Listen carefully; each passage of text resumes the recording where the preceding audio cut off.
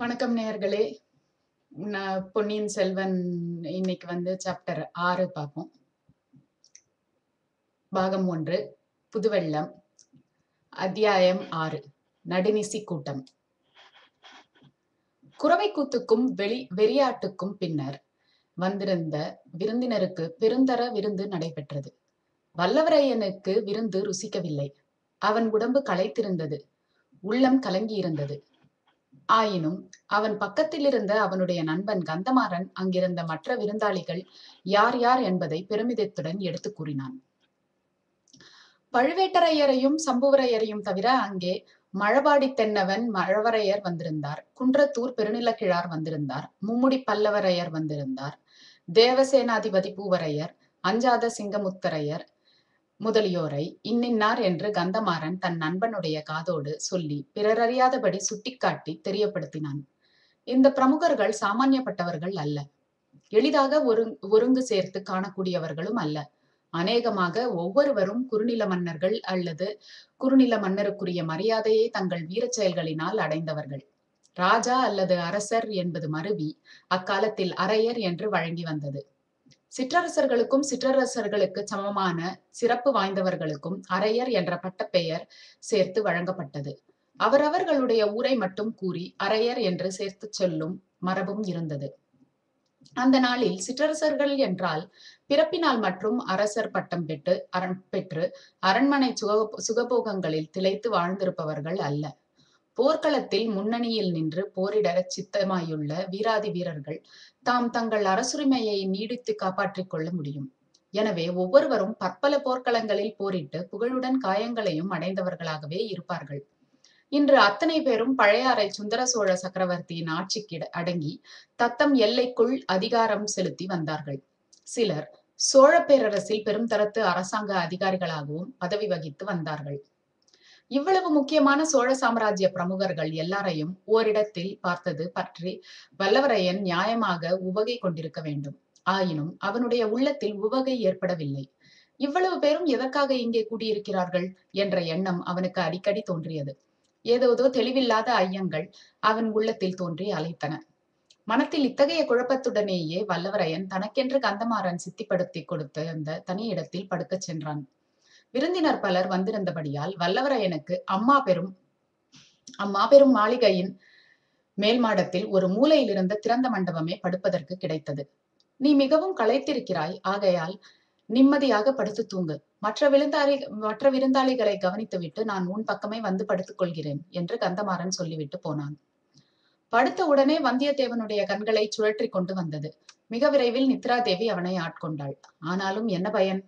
மனம் என்பது ஒன்று இருக்கிறதே, அதை நித்ராதேவியினால் கூட கட்டுக்குள் வைக்க முடிவதில்லை. உடல் அசைவற்று கிடந்தாலும் கண்கள் மூடியிருந்தாலும் மனத்தின் ஆழத்தில் பதிந்து கிடக்கும் எண்ணங்கள் கனவாக பரிணமிக்கின்றன. பொருளில்லாத, அறிவுக்கு பொருத்தமில்லாத பற்பல நிகழ்ச்சிகளும் அனுபவங்களும் அந்த கனவுலோகத்தில் ஏற்படுகின்றன. எங்கேயோ வெகு தூரத்தில் இருந்து ஒரு நரி ஊளையிடும் சப்தம் கேட்டது. ஒரு நரி 10 நரியாகி 100 நரியாகி ஏகமாக ஊளையிட்டன. ஊளையிட்டுக் கொண்டே வந்தியத்தேவனை நெருங்கி நெருங்கி வந்தன. காரிருளில் அந்த நரிகளின் கண்கள் சிறிய சிறிய நெருப்பு தணல்களைப் போல் ஜொலித்துக் கொண்டு அவனை அணுகி வந்தன. மறுபக்கம் திரும்பி ஓடி தப்பிக்கலாம் என்று வந்தியத்தேவன் பார்த்தான். அவன் பார்த்த மறுதிசையில் 10, 100, 1000 நாய்கள் ஒரே மந்தையாக குறைத்துக் கொண்டு பாய்ந்து ஓடி வந்தன. அந்த வேட்டை நாய்களின் கண்கள் அனல் பொறிகளைப் போல் ஜொலித்தன. நரிகளுக்கும் வேட்டை நாய்களுக்கும் நடுவில் அகப்பட்டுக் கொண்டால் தன்னுடைய கதி என்னவாகும் என்று எண்ணி வந்தியத்தேவன் நடுநடுங்கினான். நல்ல வேளை எதிரே ஒரு கோயில் தெரிந்தது.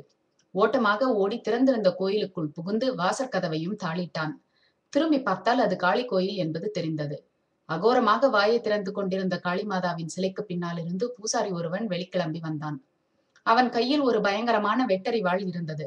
வந்தாயா, வா என்று சொல்லிக்கொண்டு பூசாரி அருகில் நெருங்கி நெருங்கி நெருங்கி வந்தான். நீ பிறந்த அரச குலத்தின் வரலாறு என்ன? எத்தனை ஆண்டுகளாக உன் குலத்தினர் அரசு புரிகின்றனர்? உண்மையை சொல் என்று பூசாரி கேட்டான்.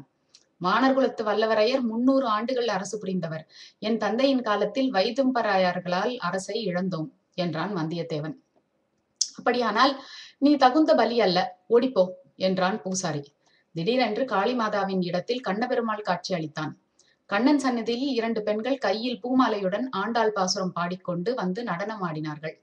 இதை வல்லவரையன் பார்த்து பரவசம் அடைந்திருக்கையில் அவனுக்கு பின்புறத்தில் கண்டோம் கண்டோம் கண்டோம் கண்ணுக்கினியன கண்டோம் என்ற பாடலை கேட்டு திரும்பி பார்த்தான்.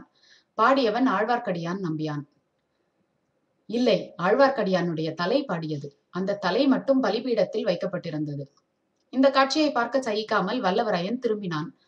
தூணில் முட்டிக்கொண்டான். கனவு கலைந்தது. கண்கள் திறந்தன. ஆனால் கனவையும் நனவையும் ஒன்றாய் பிணைத்த ஒரு காட்சி அவன் காண நேர்ந்தது.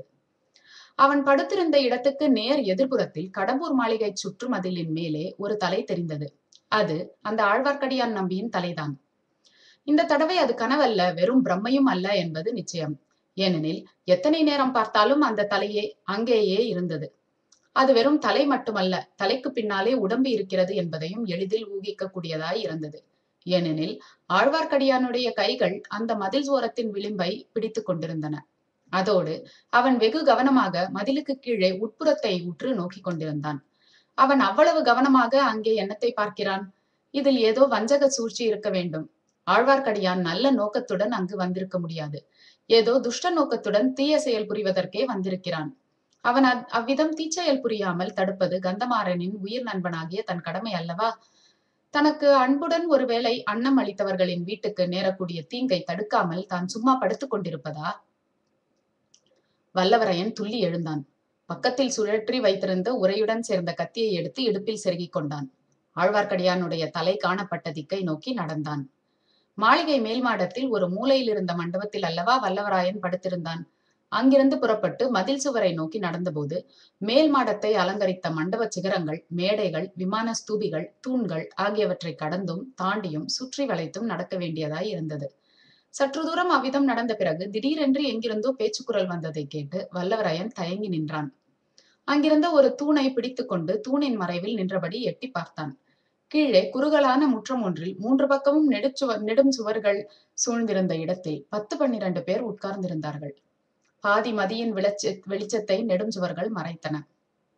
ஆனால் ஒரு சுவரில் பதித்திருந்த இரும்பு அகல் விளக்கில் எரிந்த தீபம் கொஞ்சம் வெளிச்சம் தந்தது.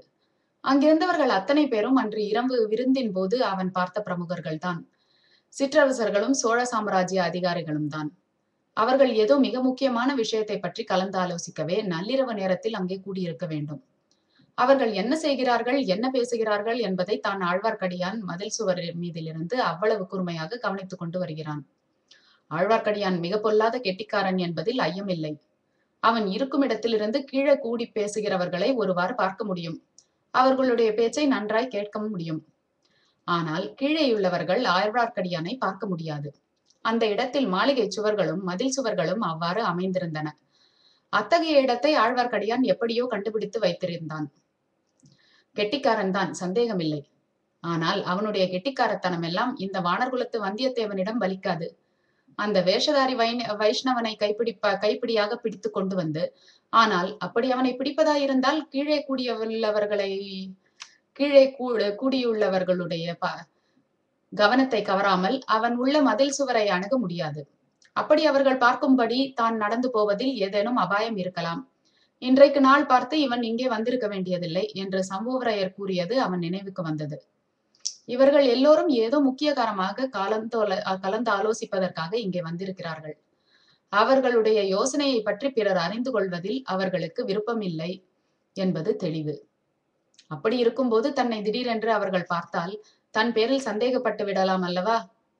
ஆழ்வார்க்கடியானை பற்றி அவர்களுக்கு தான் சொல்வதற்குள் அவன் மதில் சுவரில் இருந்து வெளிப்புறம் குதித்து ஓடிவிடுவான். ஆகையால் தன் பேரில் சந்தேகம் ஏற்படுவதுதான் மிச்சமாகும்.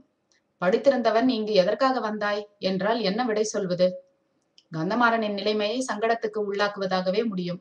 ஆகா, அதோ கந்தமாறன் இந்த கூட்டத்தின் ஒரு பக்கத்தில் உட்கார்ந்திருக்கிறான். அவனும் இந்த கூட்டத்தாரின் ஆலோசனையில் கலந்து கொண்டிருக்கிறான் போலும்.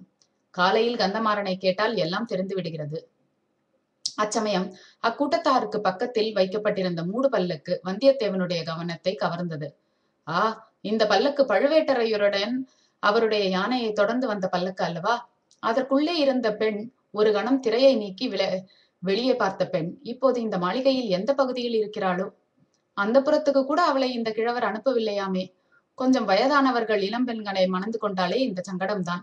சந்தேகம் அவர்கள் பிராணனை வாங்குகிறது. ஒரு நிமிஷம் கூட தங்களுடைய இளம் மனைவியை விட்டு பிரிந்திருக்க அவர்களுக்கு மனம் வருவதில்லை. ஒருவேளை இப்போது கூட இந்த பல்லக்கிலேயே பழுவேட்டரையருடைய இளம் மனைவி இருக்கிறாளோ என்னமோ.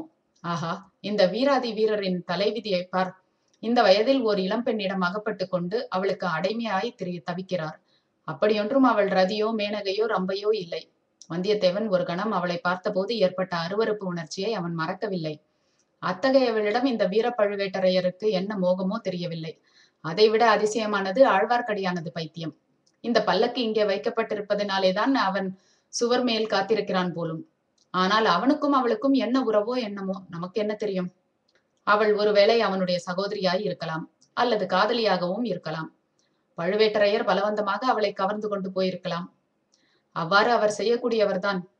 அதனால் அவளை பார்த்து பேச ஒரு சந்தர்ப்பத்தை ஆழ்வார்க்கடியான் எதிர்பார்த்து இப்படியெல்லாம் அலைகிறான் போலும். இதை பற்றி நமக்கு என்ன வந்தது? பேசாமல் போய் படுத்து தூங்கலாம். இப்படி அந்த இளைஞன் முடிவு செய்த சமயத்தில் கீழே நடந்த பேச்சில் தன்னுடைய பெயர் அடிபடுவதை கேட்டான். உடனே சற்று கூர்ந்து கவனிக்கத் தொடங்கினான். உம்முடைய குமாரனுடைய சிநேகிதன் என்று ஒரு பிள்ளை வந்திருந்தானே, அவன் எங்கே படுத்திருக்கிறான்? நம்முடைய பேச்சு எதுவும் அவனுடைய காதில் விழுந்துவிடக் கூடாது. அவன் வடதிசை மாதண்ட நாயகரின் கீழ்ப்பணி செய்யும் ஆள் என்பது நினைவிருக்க வேண்டும். நம்முடைய திட்டம் உறுதிப்பட்டு நிறைவேறும் காலம் வருவதற்குள் வேறு யாருக்கும் இதை பற்றி தெரியக்கூடாது. அந்த பிள்ளைக்கு ஏதாவது கொஞ்சம் தவகால் தெரிந்துவிட்டது என்று சந்தேகம் இருந்தால் அவனை உடனே இக்கோட்டையிலிருந்து வெளியே அனுப்பக்கூடாது. ஒரே அடியாக அவனை வேலை தீர்த்து விடுவது உசிதமாயிருக்கும். இதை கேட்ட வந்தியத்தேவனுக்கு எப்படி இருந்திருக்கும் என்று நேயர்களே ஊகித்துக் கொள்ளலாம். ஆனாலும் அந்த இடத்தை விட்டு அவன் நகரவில்லை. அவர்களுடைய பேச்சை முழுவதும் கேட்டுவிடுவது என்று உறுதி செய்து கொண்டான். வடதிசை மாதண்ட நாயகர் யார்? சுந்தர சோழ சக்கரவர்த்தியின் மூத்த குமாரர். அடுத்தபடி சோழ சிம்மாசனம் ஏற வேண்டிய பட்டத்து இளவரசர். அவரிடம் தான் வேலை பார்ப்பதில் இவர்களுக்கு என்ன ஆட்சேபம்? அவருக்கு தெரியக்கூடாத விஷயம் இவர்கள் என்ன பேசப் போகிறார்கள்? அச்சமயம் கந்தமாறன் தன் சிநேகிதனுக்கு பரிந்து பேசுவது வல்லவரையனின் காதில் விழுந்தது. மேல் மாடத்து மூலை மண்டபத்தில் வந்தியத்தேவன் படுத்து நிம்மதியாக தூங்கிக் கொண்டிருக்கிறான். இந்த கூட்டத்தின் பேச்சு அவன் காதில் விழப்போவது இல்லை. தனக்கு சம்பந்தமில்லாத காரியத்தில் அவன் தலையிடுகிறவனும் அல்ல. அப்படியே அவன் ஏதாவது தெரிந்து கொண்டாலும் அதனால் உங்கள் யோசனைக்கு பாதகம் ஒன்றும் நேராது. அதற்கு நான் பொறுப்பு என்றான் கந்தமாறன். உனக்கு அவனிடம் அவ்வளவு நம்பிக்கை இருப்பது குறித்து எனக்கும் மகிழ்ச்சிதான். ஆனால் எங்களில் யாருக்கும் அவனை முன்பின் தெரியாது. ஆகையினால் தான் எச்சரிக்கை செய்தேன். நாம் இப்போது பேசப் போகிறதோ ஒரு பெரிய சாம்ராஜ்யத்தின் உரிமை பற்றிய விஷயம். அஜாக்கிரதை காரணமாக ஒரு வார்த்தை வெளியில் போனாலும் அதனால் பயங்கரமான விபரீதங்கள் ஏற்படலாம். இது உங்கள் எல்லாருக்குமே நினைவிருக்க வேண்டும் என்றார் பழுவேட்டரையர். அத்தியாயம் 6 முடிவடைந்தது. நாளைக்கு நம்ம அத்தியாயம் 7 பார்ப்போம் நேயர்களே. நன்றி, வணக்கம்.